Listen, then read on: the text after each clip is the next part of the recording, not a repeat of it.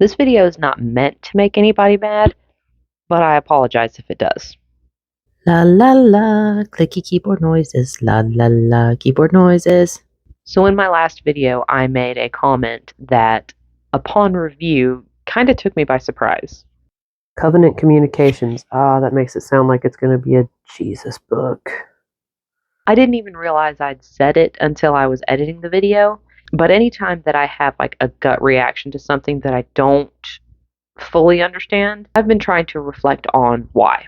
And this isn't a dig on the book, because I liked it. It was a good book, in case you guys think this is one of those videos that's just trash talking an author or something. Hating on things might bring in the views, but it's not really my style. It's why even on the videos I did where I was talking about writing advice that I hate, I tried to put a positive spin on it. Now, outside of a few pockets in my life where I was only reading Penguin Classics, or that summer when I was only reading John Grisham novels, I've never been too particular about what I read genre-wise. Basically, if the blurb sounds cool, I will read anything. And this means that over the years, I have purchased several Christian fiction books that I did not realize were Christian fiction until partway through reading. I mean, honestly, I made it pretty far in the Chronicles of Narnia before I realized it was Christian fiction. And while I could say my excuse for that is because I was in 7th grade when I read those books, I also grew up in the Bible Belt, so all of those parallels really should have clicked a lot sooner than they did. And for anybody that's not living in the United States, the Bible Belt is basically another term for the South, although it also encompasses a few states in the Midwest, coined because of how prevalent religion is in these particular areas. I remember taking a road to college that was maybe a 5-mile stretch of roads, and I counted no fewer than 19 churches. And these weren't little churches, they were like big churches. I went to church camp one summer. I took a sociology of religion class in college. One Sunday when I was in high school, my then step grandma took me to her church to watch a guy named Kent Hovind spend several hours explaining how the earth is only like 4,000 years old and offering like a very large cash reward for anybody that can prove to him that it's older or give undeniable proof of evolution or something. Side note, you should definitely Wikipedia this guy. Kent Hovind. This dude's whole thing is insane. Like, he had a dinosaur theme park in Florida, which was supposed to explain how the earth was only 4,000 years old. There was like tax fraud. It was wild.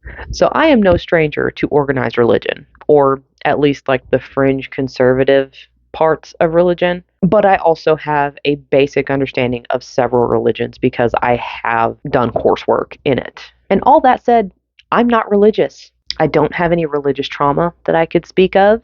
I do appreciate the aspects of religion that make people want to be better people, be kind to others, and build communities, and to be accepting of people who have differing views.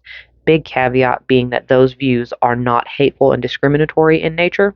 So basically, I'm not anti-religion. I'm just anti-shitty people using religion as a shield for their shittiness. So back to how all of this relates to my less than thrilled response upon finding out that this book I had chosen was from a Latter-day Saints imprint. It's not the fact that I knew they were going to mention religion at some point. I read a lot of historical fiction, and the further back you go, the bigger religion is in societies, especially in historical fiction that takes place in more rural areas, because religion has always been a big aspect of pretty much all societies. It was the gathering place. It is where you socialized. It is where you got your education. It is where you got your news most of the time, especially in rural areas before the advent of the internet and widespread travel. So I don't have a problem with religion being in stories. If I did, I wouldn't read as much historical fiction as I do. So if those things are not the issue, then why was I mentally preparing myself to be underwhelmed? And the answer to that is because there is a plot device that I have noticed is very common in Christian fiction that I don't like, and it's called Deus Ex Machina. And that is Latin for God from the machine, or God in the machine, or God out of the machine. And it's basically a plot device where the character seems like they are in an insurmountable position. They're backed into a corner. There's no way out. Nothing that has been written up to this point would indicate that there's any way out of this situation.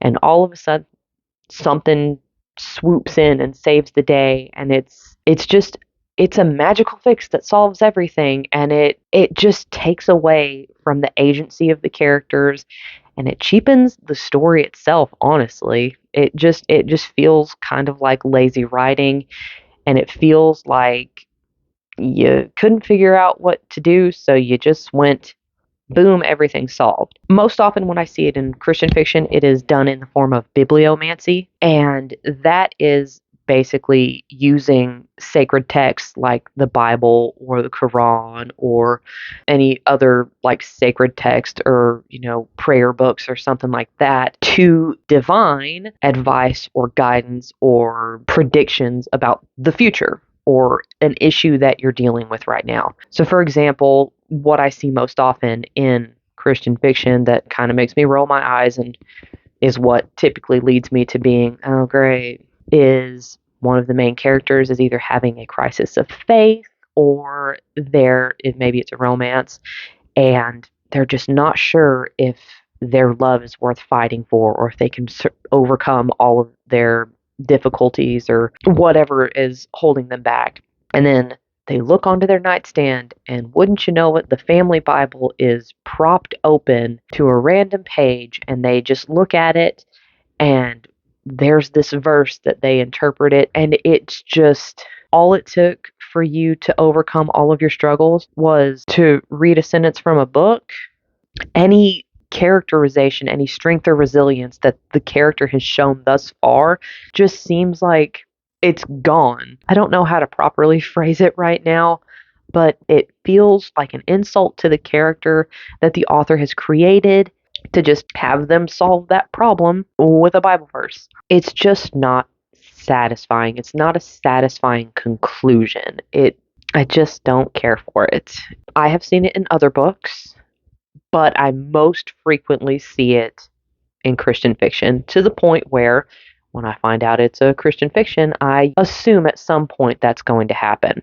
And again, this is not a dig on the book that I read in the last video, because it did not have that plot device present. The characters actually got to have autonomy, and they got to make their own decisions, and they took responsibility for their actions. So yeah, that's basically my issue with Christian fiction, is when Deus Ex Machina shows up.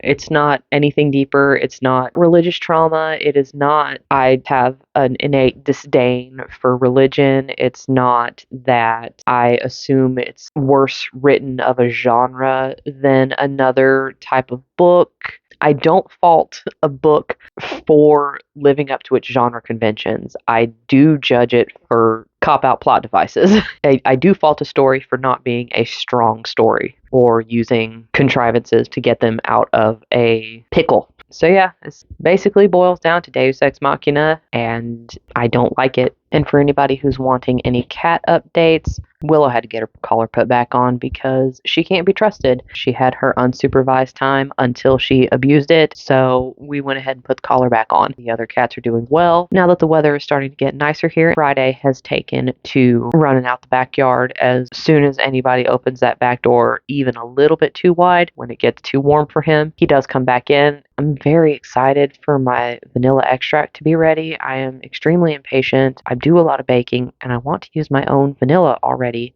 Darn it.